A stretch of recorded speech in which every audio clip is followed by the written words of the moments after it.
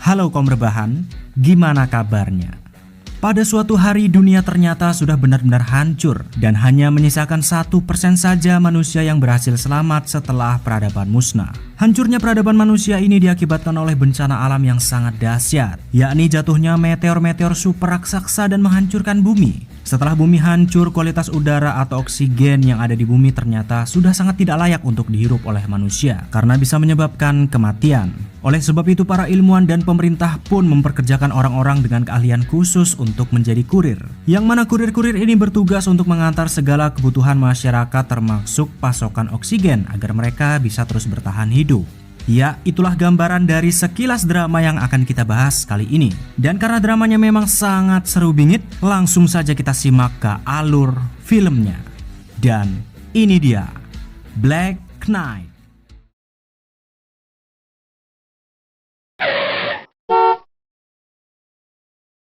Pada tahun 2030, awalnya dunia baik-baik saja. Kehidupan masih berjalan normal seperti biasa dengan kemajuan teknologi dan gedung-gedung pencakar langitnya. Namun tiba-tiba tanpa ada peringatan, sebuah meteor menghantam bumi dan menghancurkan semua kehidupan yang ada di dalamnya. Setelah 40 tahun kemudian, tepatnya di tahun 2071, sejak bumi hancur, kualitas udara pun jadi tercemar dan beracun. Untuk menanganinya, pemerintah membuat sebuah terobosan yang disebut Air Core dengan skala besar untuk merubah oksanium menjadi oksigen yang bisa dihirup oleh manusia. Namun tidak semua orang bisa mendapatkan oksigen ini, karena pemerintah memutuskan untuk membagi kelompok setiap manusia-manusia yang masih hidup. Mereka diberikan sebuah kode QR di tangannya untuk akses dan dimasukkan ke dalam 3 kelompok, yakni distrik umum, distrik khusus, dan distrik inti. Namun untuk manusia yang tidak dipilih masuk ke dalam distrik, mereka harus hidup di dunia luar dengan udara yang sangat kotor dan mereka disebut sebagai pengungsi. Sementara itu untuk mendistribusikan pasokan udara ke setiap distrik, pemerintah menciptakan pasukan kurir untuk mengantarnya. Namun syarat untuk menjadi kurir haruslah tangguh,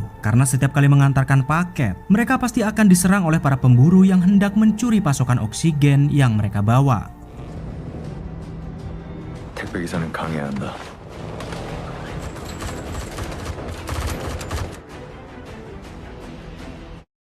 Di distrik pengungsi yakni distrik Gangnam, ada seorang bocah yang hari itu menantang para pemburu untuk bertarung dengannya. Bocah yang bernama Yoon Saul ini bertarung bukan karena hobi atau sok-sokan aja. Dia hampir setiap hari memang mencari lawan untuk meningkatkan kemampuannya bertarung. Semua itu dilakukan tidak lain dan tidak bukan karena Saul ingin menjadi seorang kurir. Selain karena menjadi kurir terdengar hebat, ternyata satu-satunya cara para pengungsi yang tidak memiliki kode QR untuk masuk ke dalam distrik adalah menjadi seorang kurir. 아, 저 새끼들 너무 비겁한 거 아니야? 아, 이놈들아!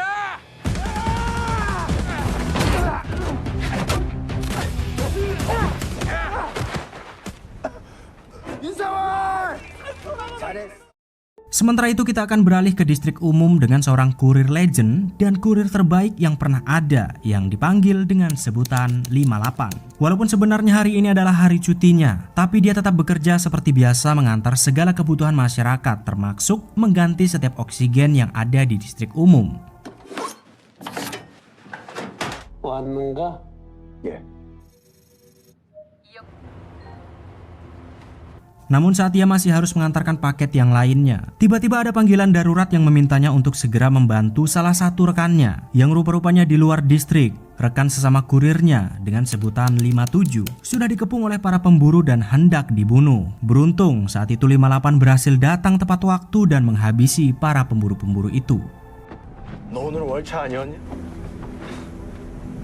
야? 내 월차에 맞춰 신입 택배 고르고.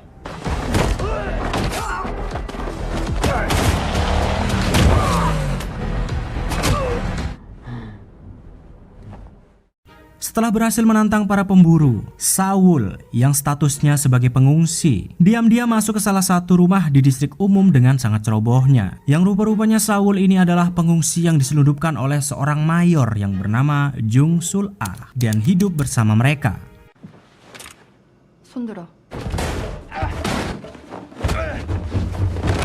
Yang walaupun Jung sendiri tahu menyelundupkan pengungsi bisa mendapatkan hukuman berat, bahkan bisa diusir dari distrik. Nyatanya dia tetap melakukannya dan bahkan sudah 10 tahun lamanya Saul hidup bersama mereka. Dan ternyata adiknya yang bernama Jung Sul-ah juga tidak keberatan, bahkan sudah menganggap Saul sebagai kakaknya. Namun karena Saul ini sangat merengkel saat diminta untuk tetap stay di rumah dan jangan bermimpi untuk menjadi seorang kurir, ia pun mendapatkan hukuman karena telah melanggar peraturan.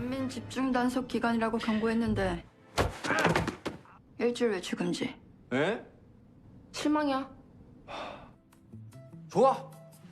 그래. Sementara itu di distrik khusus, sang profesor hebat yang bernama Ryu Jae-jin bertemu dengan presiden yang bernama Chae Jin-kyung untuk membahas distrik baru yang akan mereka ciptakan. Di mana distrik baru yang mereka beri nama distrik A nantinya akan dibuat khusus untuk menampung para pengungsi atau manusia-manusia yang hidup di luar distrik saat ini. Di bawah perusahaan Chunmyung Group miliknya dan dibantu oleh dukungan pemerintah, Ryu Jin pun berusaha sebisa mungkin agar semua manusia-manusia yang masih hidup di luar bisa masuk ke dalam distrik A yang dijadwalkan akan selesai sebentar lagi. 괜한 생각 마시고 이주 계획만 생각해 주세요. 죽을 때가 된 건지 자신감은 사라지고 내가 설계를 잘못한 거. Namun ternyata rencananya tidak bisa berjalan lancar karena putranya yang bernama Ryusuk menjadi penghalang atas niat baiknya. Karena rupa-rupanya Ryusuk tidak rela jika semua manusia yang tersisa menikmati teknologi ayahnya dengan gratis dan cuma-cuma. 천명이 네 거라고 생각하는 거냐? 뭘 하든 그걸 잊지 마라. 절대. Di tempat lain, Saul yang sedang dihukum untuk tidak keluar rumah ternyata lagi-lagi berulah dan melanggarnya. Sebelum mencari lawan untuk berkelahi, Saul mengunjungi kawan-kawannya di tempat pengungsian yang diasuh oleh sang kakek. Kakek ini adalah orang yang paling berjasa dalam hidup mereka. Namun kali ini karena sudah merasa pede dengan kekuatannya, Saul ternyata tidak mencari para pemburu untuk diajak bertarung. Melainkan, kali ini Saul langsung menargetkan seorang kurir untuk menjadi lawannya. Namun naasnya, dia malah langsung bertemu dengan sang kurir legend yakni si 58. 세상이 망한 애들도 미쳐가는구나.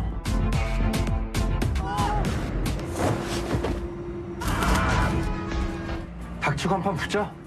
예의가 없구나. Tidak berselang lama saat 58 masih dalam perjalanan mengantar paketnya, tiba-tiba badai besar pun terjadi tanpa ada peringatan. Si kakek pun segera memperingati semua warga pengungsi untuk tetap bisa bertahan di dalam rumahnya masing-masing sampai badai itu reda.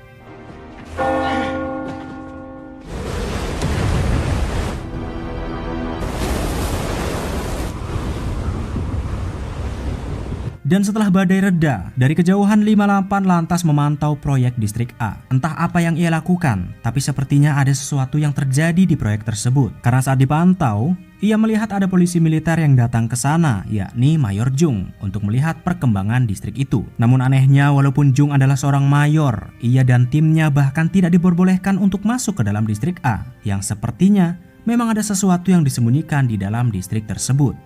소령님이 관여하실 일이 아니라는 뜻이죠. 정보사 소령한테 내부 공개를 제안하는 게 말이 됩니다. Setelah memantau distrik A, 58 pergi ke distrik pengungsi untuk melihat keadaan di sana dan juga memberikan pasokan kebutuhan distrik tersebut yang rupa-rupanya tanpa diketahui oleh pihak Chunmyung dan juga pemerintah. 58 dan beberapa teman kurirnya diam-diam membantu para pengungsi dengan menyuplai obat-obatan, makanan, dan juga oksigen. Namun bukan hanya itu, ternyata 58 dan teman-teman kurirnya punya misi rahasia bekerja sama dengan para pengungsi yang berkaitan dengan distrik A. Karena rupa-rupanya 58 sudah tahu kalau di dalam distrik A ada sesuatu yang sangat mencurigakan.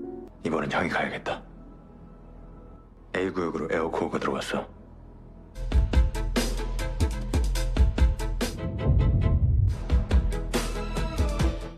Setelah dari distrik pengungsi, 58 kembali bekerja mengantar paket ke distrik umum menggantikan rekannya si kurir 57. Dan tanpa diduga ternyata 58 mengantar paket ke rumah Saul yang menantangnya waktu lalu.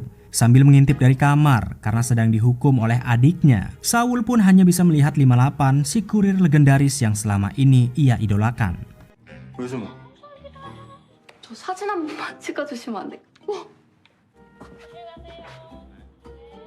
ketika 58 baru saja selesai mengantar paketnya. Tiba-tiba bel rumah mereka berbunyi lagi dan memberitahukan kalau ada kurir di depan pintu. Mengira itu adalah 58 yang ketinggalan sesuatu. Saat dibuka, ternyata mereka adalah penjahat yang entah kenapa tiba-tiba menyasar ke rumah Jung dan menyerang mereka.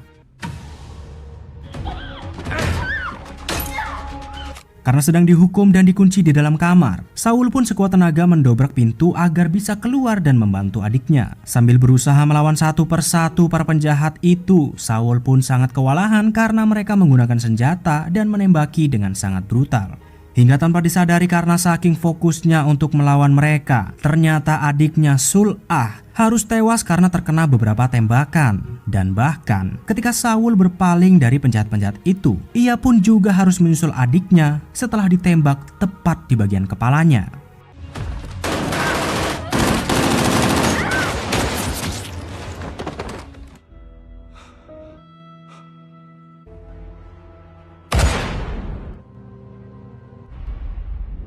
Dan di saat terjadinya baku tembak, 58 yang masih berada di sekitar distrik dan mendengar suara tembakan itu pun segera berlari menuju rumah Saul. Namun sayang ketika sampai di sana 58 sudah mendapati Saul dan adiknya tewas tergeletak bersimbah darah. Ia pun mencoba mencari tahu siapakah sebenarnya orang-orang ini dan apa alasan mereka menyerang rumah Mayor Jung. Hingga tanpa diduga ketika 58 baru saja melaporkan penyerangan tersebut ke pusat, tiba-tiba ia melihat kalau Saul yang tadi sudah ditembak tepat di bagian kepalanya ternyata masih hidup. 5-7구역 사고 발생. 5-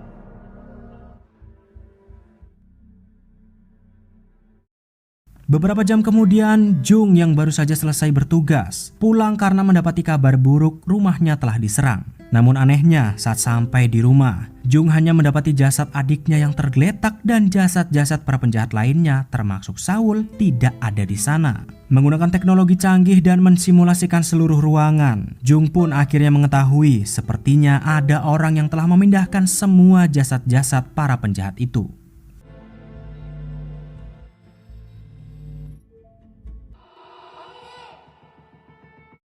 Walaupun tidak diketahui siapa yang telah memindahkan jasad-jasad para penjahat, Saul sendiri ternyata masih hidup setelah dibawa pergi oleh 58. Ada alasan yang sangat kuat kenapa ia memutuskan untuk membawa Saul. Walaupun sudah ditembak tepat di bagian kepalanya, mereka mendapati kalau tengkorak Saul bahkan sangat kuat dan berhasil menahan sebuah peluru. Karena curiga, mereka pun mencoba mencari tahu dan ternyata benar. Rupa-rupanya Saul adalah salah satu mutan yang selama ini hanya dikira sebagai mitos. 떠도는 소문이 아니었어.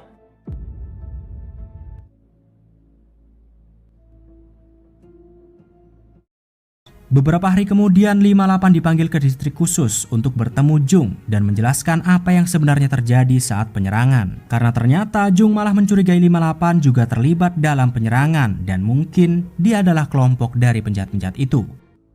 합리적인 의심이 있습니다. 참고인이라고 하셨는데 용의자가 되는 느낌. 살인 사건이죠.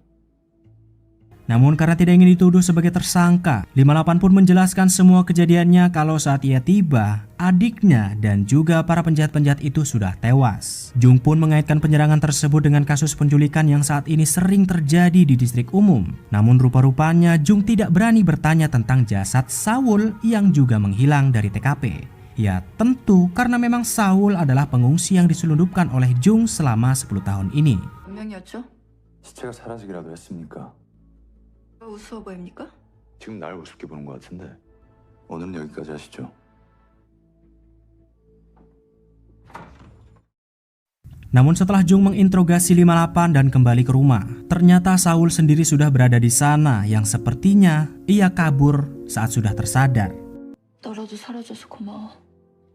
Tapi sayangnya saat sudah sadar, ternyata Saul sendiri tidak bisa mengingat apa yang sudah terjadi saat adiknya tewas ketika penyerangan. Karena Jung tidak ingin mengurungnya lebih lama lagi, ia pun memberikan kesempatan kepada Saul untuk bebas memilih jalannya sendiri. Karena memang sudah tidak ada lagi yang bisa Jung lakukan untuknya.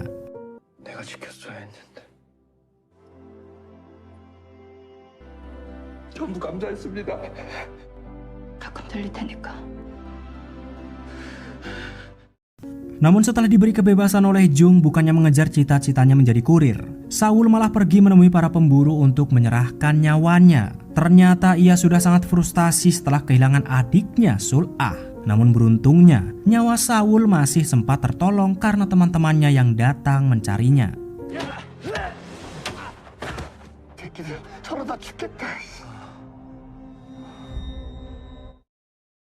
Sementara di distrik khusus, Kurir 57 dipanggil untuk menghadap Ryusuk selaku Direktur Chunmyung Group untuk melapor. Ternyata dalang dibalik penculikan dan penyerangan yang terjadi di distrik umum adalah ulah Ryusuk. 57 lantas bertanya untuk apa sebenarnya mereka menculik semua anak-anak itu dan eksperimen apa yang sebenarnya sedang mereka lakukan. Namun saat 57 masih mempertanyakan tujuan mereka, ternyata tim Kurir 58 sudah berhasil menemukan lokasi Ryusuk menyekap para anak-anak yang ia culik untuk dilakukan eksperimen.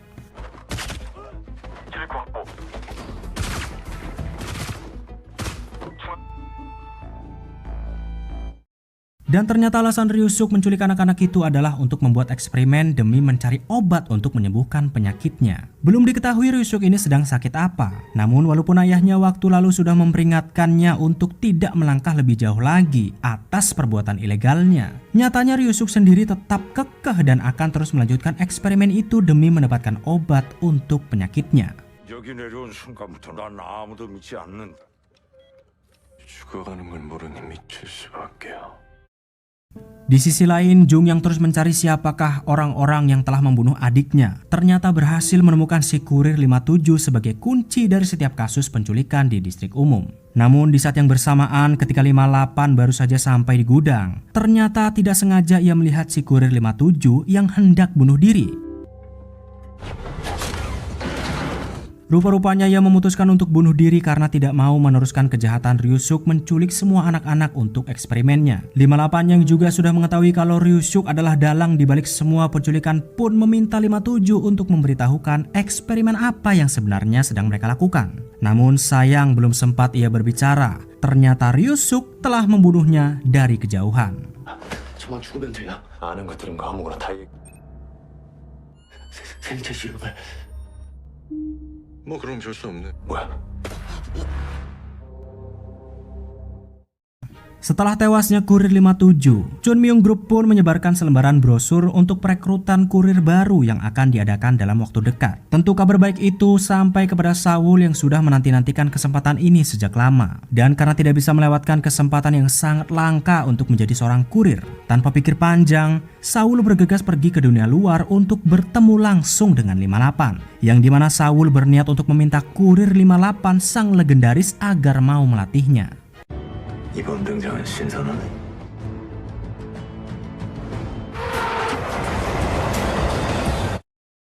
Dan kita akan flashback sebentar ke beberapa tahun yang lalu untuk mengetahui asal-usul Kurir 58. Ternyata dahulu sebelum menjadi kurir, ia adalah salah satu pengungsi yang ada di luar distrik. Hingga pada satu ketika tiba-tiba Chunmyung Group mengirim beberapa pasukannya untuk membunuh semua pengungsi yang ada di tempat itu. 58 bersama teman-temannya pun berusaha mati-matian untuk bertahan dari pembantaian pasukan Chunmyung Group. Namun sayang usahanya tidak berhasil dan harus merelakan jatuhnya banyak korban dalam pembantaian itu.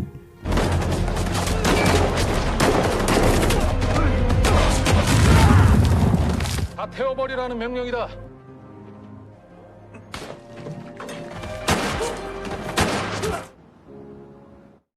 나 이거 한다. 스스로 증명해. Setelah menerima Saul sebagai anak didiknya, 58 dan teman-teman kurir lainnya lantas berkumpul untuk membahas Chunmyung Group yang sedang melakukan eksperimen. 58 juga memberitahukan fakta bahwa mutan yang selama ini menjadi mitos ternyata memang benar-benar ada di antara mereka, bahkan punya kemampuan yang sangat luar biasa. Namun di luar gedung ketika para kurir sedang rapat dadakan, ternyata tim Mayor Jung datang secara diam-diam karena mencurigai para kurir adalah dalang di balik penculikan yang terjadi di distrik umum.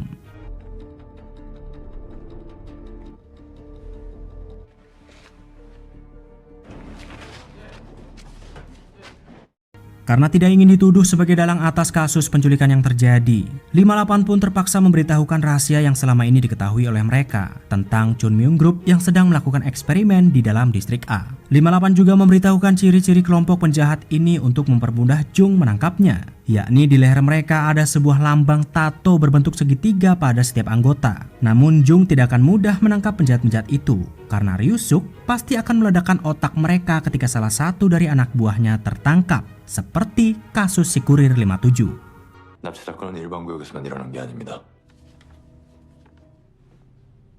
정서라 소령님. Keesokan harinya Saul datang ke tempat pelatihan untuk membuktikan diri kalau dia layak untuk menjadi seorang kurir. 58 dan 41 yang sudah menunggunya pun langsung menyambutnya dengan sebuah latihan basic. Namun ketika 58 menjajal kemampuannya, ternyata Saul sangat tidak bisa diharapkan karena cara bertarungnya yang masih sangat amatir.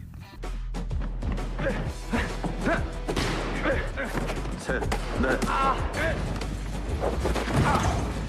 막싸움이에요. 몸도 느리고.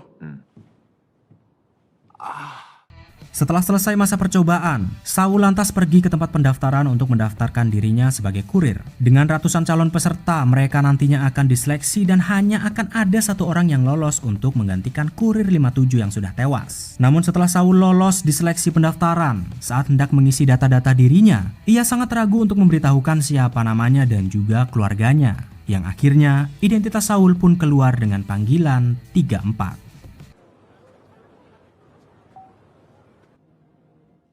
Setelah mendaftar sebagai calon kurir selanjutnya, 58 dan timnya pun melanjutkan latihan agar ia siap dan bisa lolos di babak selanjutnya. Dengan mesin pelempar bola baseball, Saul harus bisa memukul bola-bola tersebut sebagai latihannya di tahap awal. Namun ternyata latihannya percuma karena Saul bahkan tidak mengerti sama sekali dengan metode latihan tersebut dan terpaksa ia harus diberi sedikit contoh.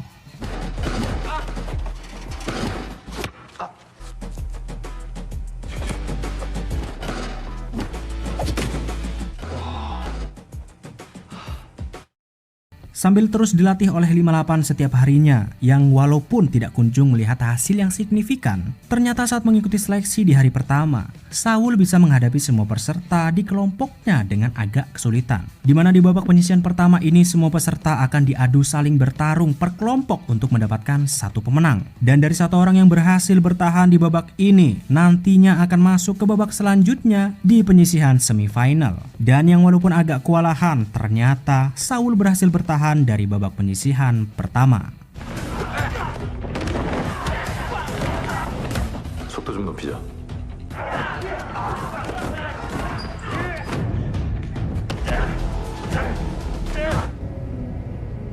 2차전 진출자가 Sementara itu 58 dan kurir-kurir lainnya ternyata melakukan operasi diam-diam untuk menangkap anak buah Ryusuk. Operasi itu dilakukan saat mereka sedang membawa anak-anak dari daerah tambang. Karena ternyata target Ryusuk untuk eksperimennya adalah anak-anak dari tambang yang dipikir akan sangat berpotensi. Karena rupa-rupanya Ryusuk sudah tahu kalau mutan yang selama ini menjadi mitos, mereka orang-orang yang terpapar radiasi akibat bekerja di tambang. Dan Saul adalah salah satunya.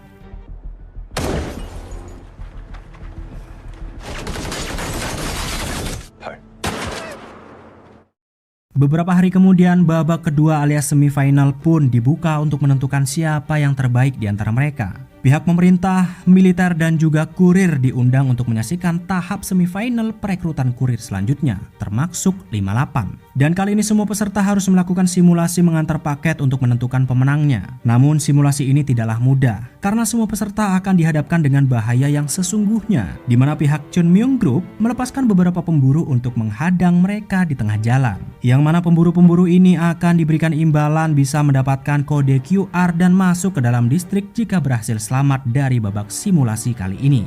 Dan babak semifinal pun dimulai. 일지에 도착하는 2명의 참가자가 결승 차량 등장. 각자의 가자 결승. Namun setelah pertandingan baru saja dimulai, ternyata mereka sangat kewalahan menghadapi para pemburu yang dilibatkan dalam babak kali ini. Karena ternyata pihak Chun Myung Group melepaskan banyak sekali tahanan yang jumlahnya 3 kali lipat lebih banyak dari jumlah peserta. Bahkan ketika mereka masih sangat kesulitan dengan para pemburu-pemburu itu, dengan beberapa peserta yang sudah gugur, Ryusuk malah menambahkan tantangan baru dengan meledakkan gedung-gedung yang ada di sekitar mereka. Yang akhirnya para peserta pun kewalahan, bahkan mobil Saul harus terguling di tengah jalan. Dan 상황 발생. 차량 폭발.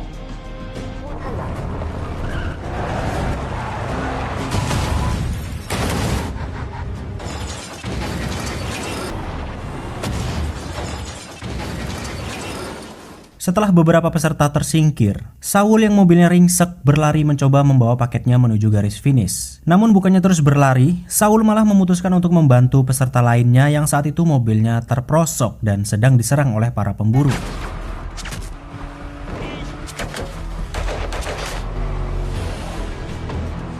Dan setelah berhasil kabur dari para pemburu, bukannya terus tancap gas, Saul malah berusaha membantu peserta nomor 3 yang terjatuh dari mobil karena serangan bertubi-tubi. Karena Saul terlalu baik hati dan tidak tega meninggalkan peserta nomor 3 yang mungkin akan tewas diserang oleh para pemburu, ia pun segera banting setir dan menolongnya hingga mereka sampai di garis finish bersama-sama. 생각하지 마, 생각하지 마.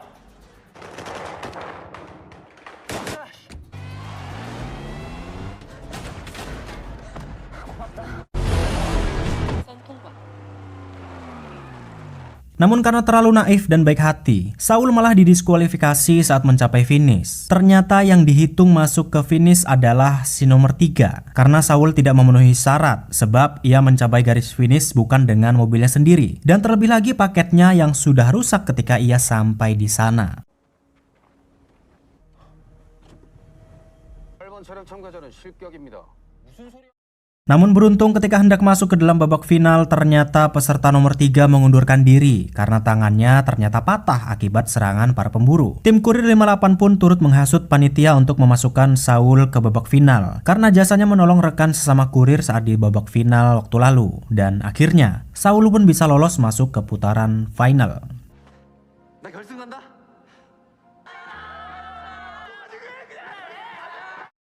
Beberapa hari kemudian, tim Mayor Jung bersama anak buahnya pergi ke distrik pengungsi untuk menangkap salah satu pesuruh Ryusuk untuk mencari informasi. Setelah memastikan kalau memang benar dia adalah anak buah Ryusuk, Jung dan rekan-rekannya pun mengepungnya di sebuah gang kecil. Namun sayang mereka tidak berhasil menangkapnya hidup-hidup. Karena seperti yang dikatakan 58, mereka pasti akan langsung tewas karena ada bom kecil di tengkuk lehernya.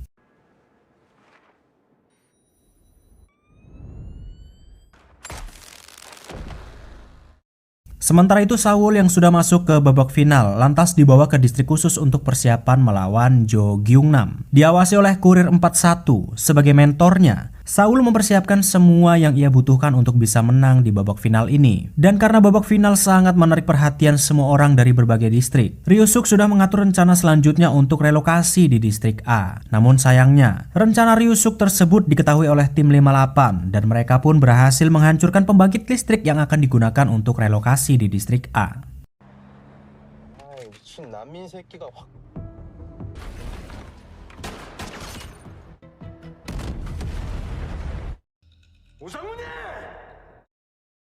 Setelah tim 58 menghancurkan pembangkit listriknya, kita akan masuk ke distrik A untuk mengetahui apa yang sebenarnya ada di dalam distrik tersebut. Ternyata di dalam distrik inilah Ryusuk membawa semua anak-anak yang diculik untuk melakukan eksperimen. Ryusuk tidak segan-segan membunuh semua eksperimen yang cacat walaupun mereka juga seorang manusia. Dan bahkan sampai saat ini belum ada satu eksperimen pun yang berhasil untuk menciptakan obat yang dia mau.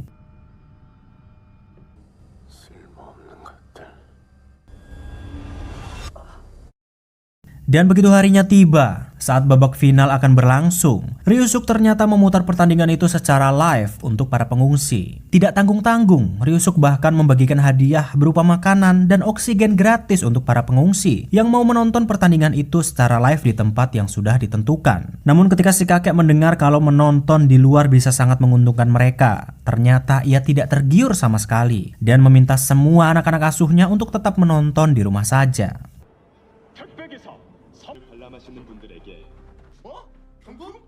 여기서 보자. Tidak berapa lama kemudian pertandingan final untuk merebutkan posisi kurir selanjutnya pun dimulai. Seluruh distrik termasuk distrik pengungsi yang sangat tertarik dengan pertandingan ini pun duduk anteng untuk melihat siapakah pemenangnya. Namun setelah pertandingan dimulai beberapa ronde, ternyata Saul sangat kewalahan melawan Gyungnam dan terlihat tidak ada kesempatan bagi Saul untuk memenangkan pertandingan.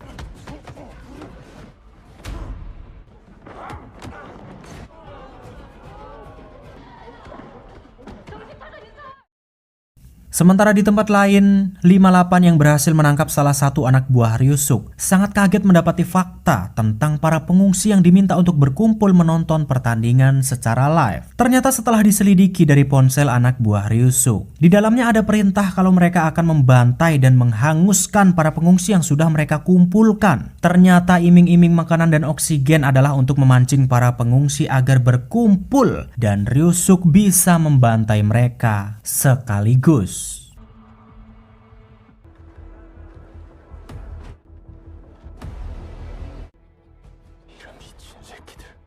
Dan setelah mengetahui rencana busuk Ryusuk, 58 dan rekan-rekan kurir lainnya lantas bergegas pergi ke distrik pengungsi untuk menyelamatkan mereka. Sementara Saul setelah kalah telak di beberapa ronde, ternyata luka yang ia terima hampir menguak identitasnya yang seorang mutan. 41 yang tidak mau semua orang mengetahuinya pun segera menutup luka Saul dan melanjutkan pertandingan. Hingga pada ronde-ronde terakhir ketika Saul sudah hafal dengan pola serangan Gyeongnam, ia pun akhirnya bisa membalikan keadaan dan memenangkan pertandingan tersebut. Namun sayangnya ketika kemenangan sudah Saul dapatkan, di saat itulah pembantaian para pengungsi pun dilakukan.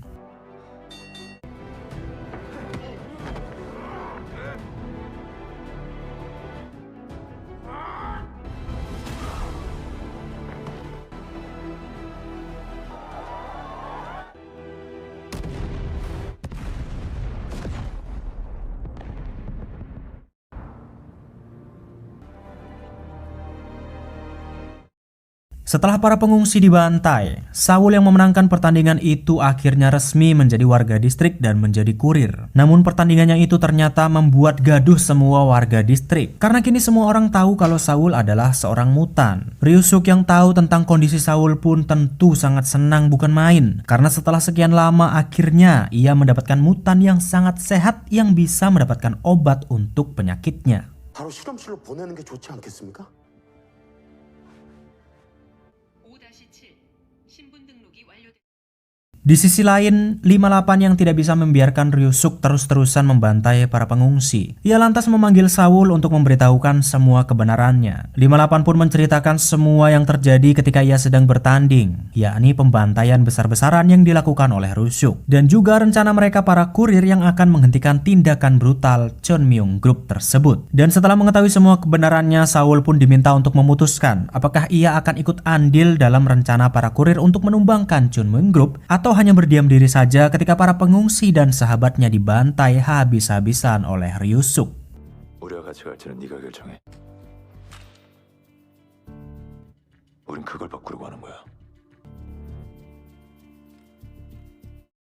Beberapa hari kemudian rencana relokasi para pengungsi pun akhirnya berjalan sesuai rencana Chunmyung Group. Pihak militer dan juga medis dikerahkan ke semua distrik pengungsi untuk mensensus dan memberi vaksin sebelum mereka direlokasi ke distrik A. Para kurir yang selalu waspada pun berjaga-jaga di sekitar pengungsi untuk mengamati dan mengantisipasi hal-hal yang tidak diinginkan. Namun ketika semua kurir sedang mengawasi distrik tersebut, ternyata beberapa anak buah Ryusuk datang ke markas para kurir untuk membantu anggota mereka yang sedang disekap.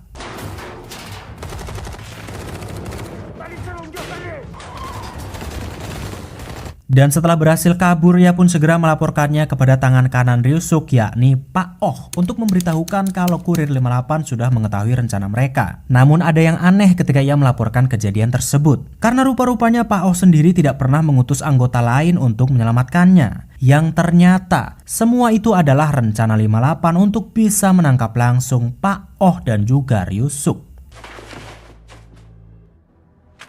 그건 넌 정체가 뭐야? 택배 기사. Setelah ia tertangkap, 58 dan Jung pun memberikan pilihan kepada Pak Oh untuk mau membantu mereka menangkap Ryusuk atau lebih memilih mati karena ia sudah tertangkap basah. Dan karena Pak Oh juga tahu kalau mungkin dia tidak akan selamat sebab Ryusuk bisa kapan saja membunuhnya dari jarak jauh. Setelah memikirkannya baik-baik, akhirnya Pak Oh pun dengan terpaksa mau membantu 58 untuk menangkap Ryusuk. 체포 소식이 알려진 무사할까요? 우리가 원하는 건 간단해. Beberapa hari kemudian, para kurir pun berkumpul untuk menangkap Ryu-suk setelah mendapatkan informasi dari Pak Oh kalau mereka akan pergi ke distrik pengungsi yang saat itu sedang melakukan vaksin. Tanpa membuang-buang waktu, 58 dan kurir lainnya bersiap di posisinya masing-masing agar rencana mereka membunuh Ryu-suk saat itu juga bisa berjalan dengan lancar. Namun ketika 58 hendak menarik pelatuknya, tiba-tiba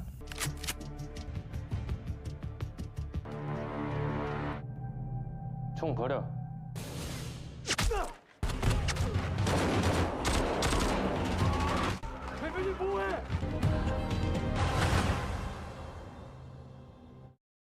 setelah gagal membunuh Ryu-suk, 58 dan juga rekan-rekan kurirnya termasuk Saul segera pergi keluar distrik kabur untuk menghilangkan jejak. Karena pada hari itu juga ternyata Ryu-suk mencari para kurir ke tempat biasa mereka berkumpul. Beruntung, 58 dan yang lainnya sudah berhasil kabur. 그 돌연변이 놈 꼭 산치로 잡으세요.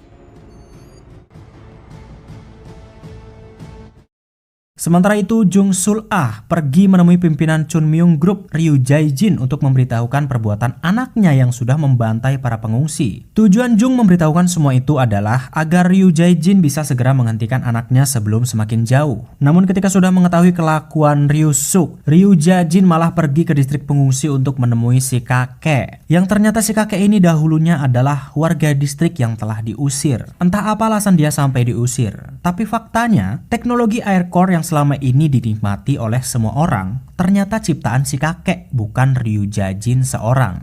근데 자넨 자식을 왜 그따위로 키운 거야? 에어코어를 만드는 데 5년이 더 걸렸어. 내가 마무리해야지. Sekembalinya dari distrik pengungsi, Ryu Jae-jin bertemu dengan presiden untuk menyerahkan seluruh Chun Myung Group kepada pemerintah agar tidak dikuasai oleh anaknya. Ryu-suk yang mengetahui kalau ayahnya telah menyerahkan kekuasaannya pun datang untuk protes. Namun Ryu Jae-jin tidak terpengaruh dan tetap kekeh akan menyerahkan seluruh miliknya untuk pemerintah. Hingga akhirnya karena Ryu-suk sudah kehilangan kesabaran, dibantu oleh Menteri Pertahanan yang juga berkhianat, mereka pun membunuh pimpinan Ryu Jae-jin untuk melakukan kudeta dan berusaha merebut kembali Chun Myung Group dari pemerintah.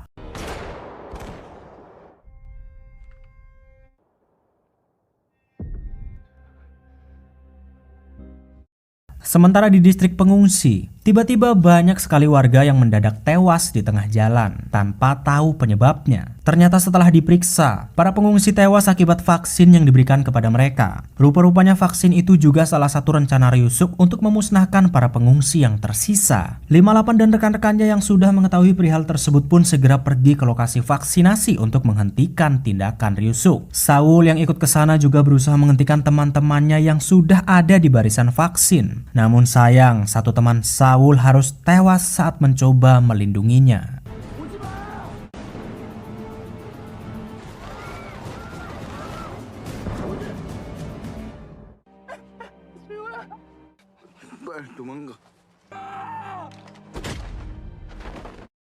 Setelah kegaduhan tersebut, para tim kurir 58 mempersiapkan diri untuk segera pergi ke Chun Myung Group demi menyelamatkan Saul yang berhasil ditangkap. Jung sebagai kakaknya pun tentu turut andil dalam tim 58 untuk menyerbu Chun Myung Group dan mengeksekusi Ryu-suk.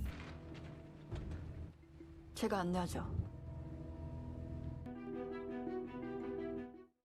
Sesampainya di distrik inti, 58 dan timnya pun menyerbu tempat itu dari segala arah. Adu tembak tidak bisa terhindarkan karena memang di distrik inti sudah dijaga sangat ketat oleh seluruh pasukan Ryu-suk. Bermodalkan denah yang diberikan oleh si kakek karena dia dahulu adalah pencipta distrik tersebut. 58 dan tim Mayor Jung pun menyerang tempat itu sampai habis-habisan. Karena apabila mereka terlambat, mungkin Saul tidak akan sempat tertolong karena Ryu-suk sedang mentransfer darahnya agar penyakitnya bisa disembuhkan.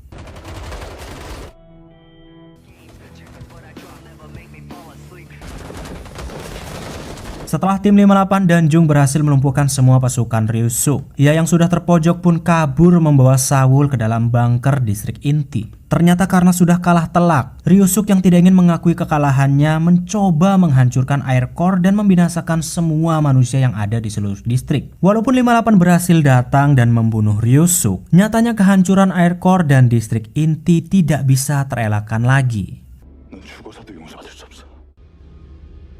너 따위한테 용서받을 생각 없어. 그건 네가 결정할 일이 아니야. Semua manusia-manusia yang masih berada di dalam distrik pun segera berhamburan keluar untuk menyelamatkan diri. Dan tidak lama kemudian distrik inti dan air core pun akhirnya musnah.